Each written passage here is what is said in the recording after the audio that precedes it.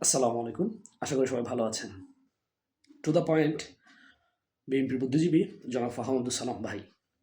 ওনাকে আমি যখন উনি ফাহাম আব্দুল সালাম ভাই ছিলেন তখন থেকেই চিনি। মির্জা ফখরুল ইসলাম আলমগীরের জামাই হিসেবে নয়, কারণ উনি প্রকৃততে একজন মেধাবী লোক ছিলেন।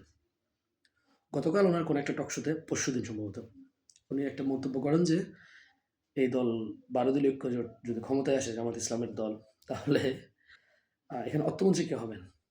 তো প্রথমত ব্যাপারটা আমার কাছে হাস্যকর মনে হয়েছিল, কারণ আওয়ামী লীগকে যদি কাউন্টে নিয়েও তারপরেও বাংলাদেশ জামায়াত ইসলামের এই ঐক্যজোট, ১২ দলীয় যে ঐক্যজোট, সেটা সবচেয়ে শিক্ষিত বাংলাদেশের রাজনৈতিক দলগুলোর মধ্যে। এবং এই চিন্তা থেকে আমার মাথায় কখনোই অর্থমন্ত্রী কী হবে সেটা মাথায় আসে নাই, শিক্ষামন্ত্রী, অর্থমন্ত্রী, এই বিষয়গুলো মাথায় আসে নাই, যদিও বা অন্যান্য দিকগুলো নিয়ে একটু চিন্তায় ছিলাম। তারপরে যেহেতু আপনি প্রশ্নটা করেছেন এবং আপনি একজন ট্রু জেন, একজন মেধাবী ব্যক্তি, এবং ৫ই আগস্টের আগে আপনি যেভাবে হাসিনার কার্যক্রমগুলোকে কোট আনকোট করতেন, প্রশংসনীয়। তো আমি অ্যানালাইসিস করি এবং যে তথ্য পাই ফাহাম ভাই, একজন দুইজন নয়, ১০ জনেরও বেশি লোকের খবর এমন পাইছি আমি, যারা জামাত ইসলামের সাংগঠনিকভাবে কেউ না, কিন্তু তারা বিশ্ব অর্থনীতিতে অবদান রাখছে। তুরস্কের মতো দেশকে তারা অর্থনীতি সমৃদ্ধশালী করছে। প্রায় ১০ জনের বেশি এমন ব্যক্তি পাওয়া গেছে যারা ইসলামকে ভালোবাসেন এবং জামাত ইসলামের সাথে অ্যালাইন্ড, নট কানেক্টেড। তো তারপর আমার মাথায় আসলো, ফাহাম আব্দুল সালাম ভাই, আপনি যদি একটু লক্ষ্য করেন, আপনি দেখবেন ১২ দলীয় ঐক্যজোটের মধ্যে এনসিপি, তাদের যেই স্টুডেন্টগুলো আছে, নাহিদরা, তারপর হাসনাতরা, এরা প্রত্যেকেই এত অল্প বয়সে মান্থলি একটা ভালো টাকা ইনকাম করে। তাদের বাৎসরিক ইনকাম দেখলাম নাহিদের ১৬ লাখ টাকা, যেটা অনেক বড় বড় নেতার চেয়েও বেশি, জামাত ইসলামের নেতার চেয়েও তাদের ইনকাম বেশি। এবং আপনি যদি একটু ফলো আপ করেন, দেখবেন চরমনের পীর সাহেবের যে মাদ্রাসা আছে, চরমনের মাদ্রাসা, সেখানে ১৫,০০০ প্লাস স্টুডেন্ট। এবং ফাইজান কোম্পানি, সম্ভবত নাইব আমির সাহেবের, ফজল করিম সাহেবের ফাইজান কোম্পানি একটি ভালো অর্থ প্রদানকারী প্রতিষ্ঠান। মামলুক সাহেবের মাদ্রাসা আছেন, এবং এই ১২ দলীয় ঐক্যজোটের প্রত্যেক দলেরই কোনো না কোনো সেবামূলক প্রতিষ্ঠান আছেন যেগুলো অর্থনীতিতে সমৃদ্ধশালী। এই কথা আমি কেন বলতেছি একটু পরে ব্যাখ্যা করব। এবার জামাত ইসলামের দিকে চোখ দিলাম, যেহেতু প্রশ্নে জামাত ইসলামের নাম নিয়েছেন আপনি। এই দলের সক্ষমতা কী? প্রথমে বলেছি ১০ জন ভালো মানের অর্থনীতিবিদ আছেন তাদের সাথে। তারপর আছে তাদের প্রতিষ্ঠান, তাদের ফার্মাসিউটিক্যালস ব্যবসা আছে, তাদের বিশ্ববিদ্যালয় আছে, তাদের একাধারে পত্রিকা আছে, এবং তাদের নিয়ন্ত্রণে বিভিন্ন ধরনের কলেজ এবং মাদ্রাসা, আলিয়া মাদ্রাসা আছে। এই যে প্রতিষ্ঠানগুলোর নাম বললাম, তার মধ্যে একটা যে প্রতিষ্ঠান আছে, যেটাকে জামায়াত ইসলামী যদিও বা পরিপূর্ণ তাদের বলে দাবি করেন না, কিন্তু আপনারাই বলেন সেটা জামায়াত ইসলামের প্রতিষ্ঠান, ইসলামী ব্যাংক। এই ইসলামী ব্যাংকের আমানত কত জানেন? ১,৮৩,০০০ কোটি টাকা, যার ধারে কাছে বাংলাদেশের কোনো ব্যাংক নাই। ইভেন ইন্টারন্যাশনাল ব্যাংক, অর্থাৎ যেগুলো বাংলাদেশে অবস্থান করে, তারাও না। এত বড় একটা তিমি মাছ ইসলামী ব্যাংক, এটাকে যে দল নিয়ন্ত্রণ করছে, আপনাদের ভাষ্য মতে, যদিও বা জামাত ইসলামের পক্ষ থেকে পরিপূর্ণভাবে বলা হয় না সেটা, তাহলে সেই দলের অর্থমন্ত্রী কি হবে সেটা প্রশ্ন আসার কথা না। এবার আসেন শরিক জোট। আমাদের চরবরের পীর সাহেবের যে মাদ্রাসা এবং কওমি ঘরানার যে মাদ্রাসাগুলো আছে, আপনি ফাহাম ভাই জানেন $12 3টা স্টারবাক্সের কফির দাম।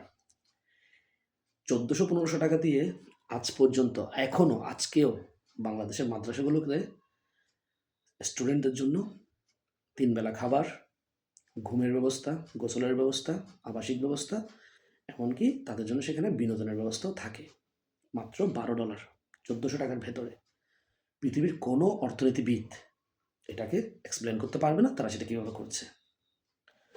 এবার আসেন আপনার সক্ষমতার প্রশ্নের জবাব। যদি আপনি একটু ভালো করে লক্ষ্য করেন, তাহলে আপনি দেখবেন বাংলাদেশের অর্থনীতিবিদ কে সেটা কখনো আমাদের কনসার্নের বিষয় ছিল না। অর্থমন্ত্রী সাইফুর রহমান সাহেব, আপনাদের বিএনপির আমলের একজন বাংলাদেশের বিখ্যাত অর্থনীতিবিদ, তাকে আমি শ্রদ্ধা করি মন থেকে। তিনি থাকাকালীন আপনার দুর্নীতিতে 5 বার চ্যাম্পিয়ন হলেন। ওনার মতো একজন বোনাফাইড অর্থনীতিবিদ থাকার পরেও যে দল দুর্নীতিতে 5 বার চ্যাম্পিয়ন হয়, সেখানে জামায়াত ইসলামের যে 2 জন মন্ত্রী ছিলেন, আলহামদুলিল্লাহ তাদের দুর্নীতির পরিমাণ 0। তাহলে বোঝা গেল ভালো অর্থমন্ত্রী দিয়ে আসলে আপনি কখনোই দেশের ভালো অর্থনীতি আশা করতে পারেন না। তার জন্য প্রয়োজন একটি সৎ, খোদাভীরু, আল্লাহওয়ালা, ইনসাফ ভিত্তিক একটি দল। তাই ফাহাম ভাই, যে মুহূর্তে আপনি প্রশ্ন করছিলেন দেশের অর্থমন্ত্রী কে হবে, সেখানে প্রশ্ন রাখা উচিত ছিল আগামী রাষ্ট্র পরিচালনায় সরকার প্রধান কে হবে। কারণ দেশের সরকার যদি 5 লক্ষ কোটি টাকা বাজেট করে এবং সেখান থেকে যদি একটা বড় অংশ দুর্নীতিতে চলে যায়, 2 লক্ষ কোটি টাকা দুর্নীতির পেছনে চলে যায়, তাহলে আপনি বাজেট পাচ্ছেন 3 লক্ষ কোটি টাকা। সুতরাং অর্থমন্ত্রী এখানে 3 লক্ষ কোটি টাকা দিয়ে কোনোদিনও 5 লক্ষ কোটি টাকার কাজ করতে পারবেন না।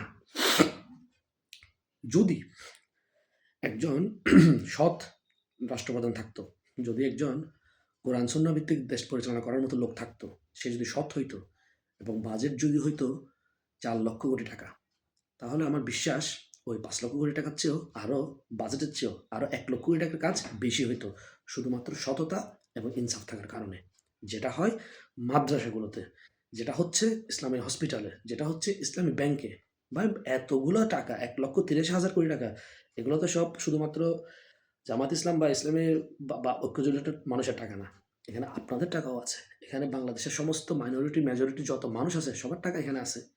তারা বিশ্বাস করছে এই ব্যাংকটাকে, যেখানে টাকাটা রাখলে সেটার একটা নিশ্চিত ভরসা পাওয়া যায়। মাদ্রাসার উদাহরণ কেন দিলাম? এই যে আপনি লীলা বোর্ডিং যে সিস্টেমটা, এটা পুরোপুরি একটা জাকাত ভিত্তিক সিস্টেম। এখানে বিভিন্ন সংস্থা থেকে সহযোগিতা আসে। এখন আপনি বলতে পারেন অহংকার করে, তার মানে আপনি কি ভিক্ষা করে দেশ চালাবেন, সেজন্য ক্ষমতায় আসতে চাইছেন? আপনি বা কোন ভিক্ষা ছাড়া দেশ চালাচ্ছেন? IMF থেকে লোন, চায়না থেকে লোন, রাশিয়া থেকে লোন, তুরস্ক থেকে অস্ত্র কেনার লোন, আমেরিকা থেকে অস্ত্র কেনার সহযোগিতা। তো আপনি তো ভিক্ষাই করতেছেন। আমার ভিক্ষা আর আপনার ভিক্ষার মধ্যে পার্থক্য কি জানেন? আপনি সুদের মাধ্যমে ভিক্ষা নিচ্ছেন, আল্লাহর রহমত আপনি হারাই ফেলতেছেন। আর আমি জাকাতের মাধ্যমে মানুষ থেকে সহযোগিতা নিব, সেটা আল্লাহর রহমত পাবো আরও। তো যেখানে আমার টাকা অল্প, মানুষটা সৎ, তার মধ্যে উপর থেকে আল্লাহর রহমত থাকবে, সেই অর্থনীতি ব্যবস্থায় ইনশাল্লাহ ফাহামুদ্দুল সালাম ভাই, যদি জামাত ইসলাম এবং 12 দলীয় ঐক্যজোট ক্ষমতায় আসে, যদি রাস্তা থেকে ধরে নিয়ে গিয়ে একজন রিক্সা চালককে অর্থনীতির চেয়ারে বসাই দিই, অর্থমন্ত্রীর চেয়ারে বসাই দিই, শুধুমাত্র সিস্টেমেটের কারণে, জামাত ইসলামী এবং 12 জোটের সততার কারণে, তাদের অল্প টাকায় বেশি কাজ করার সক্ষমতার কারণে, ইনশাআল্লাহ সেই বাংলাদেশের ইতিহাসের সর্বশ্রেষ্ঠ অর্থমন্ত্রী তৈরি হবে। সে ওই রিক্সাওয়ালা বাংলাদেশের ইতিহাসের সর্বশ্রেষ্ঠ অর্থমন্ত্রীতে পরিণত হবে। তার জন্য প্রয়োজন একজন সৎ, খোদাভীরু, ন্যায়পরায়ণ সরকার, একজন ভালো রাষ্ট্রপ্রধান, এবং তার সাথে প্রয়োজন জনগণের সাপোর্ট এবং ভালোবাসা। আর রেমিটেন্স যোদ্ধারা তো আমাদের জন্য বিদেশে আছেনই। তো আশা করি আপনি, আমার এই কথা আমি জানি হয়তো আপনি পর্যন্ত যাবে না, কিন্তু আমার ভাইদেরকে, যাদেরকে আমি বলতে চাইছিলাম, তার অনেকের মনে হয়তো প্রশ্ন আসতে পারে। ফাহামুদ্দুল সালাম তো প্রশ্ন করছিল ঠিকই, অর্থমন্ত্রী কে হবে। তো তাদের জন্য আমার এই ভিডিও বার্তা। আসলে আমাদের কোনোভাবেই আগামীর প্রশ্ন অর্থমন্ত্রী কে হবেন সেটা নয়, আমাদের প্রশ্ন হবে আমাদের আগামীর রাষ্ট্রপ্রধান, প্রধানমন্ত্রী কে হবেন সেটি। এবং আশা করি ইনশাআল্লাহ আপনার যে মুখের বুলি জামাত ইসলামী ক্ষমতায় আসলে কে হবে অর্থমন্ত্রী, তো কে হবে অর্থমন্ত্রীর আগের টুক জামাত ইসলামী ক্ষমতায় আসলে, এবং সেটি যেন আল্লাহ তাআলা কবুল করেন, এবং আগামীতে যেন এই 12 দলীয় ঐক্যজোট ইনশাআল্লাহ রাষ্ট্র ক্ষমতায় আসেন। তাহলে দেখবেন দেশের অর্থনীতির চাকা কোথা থেকে কোথায় গিয়ে দাঁড়ায়। আসসালামু আলাইকুম।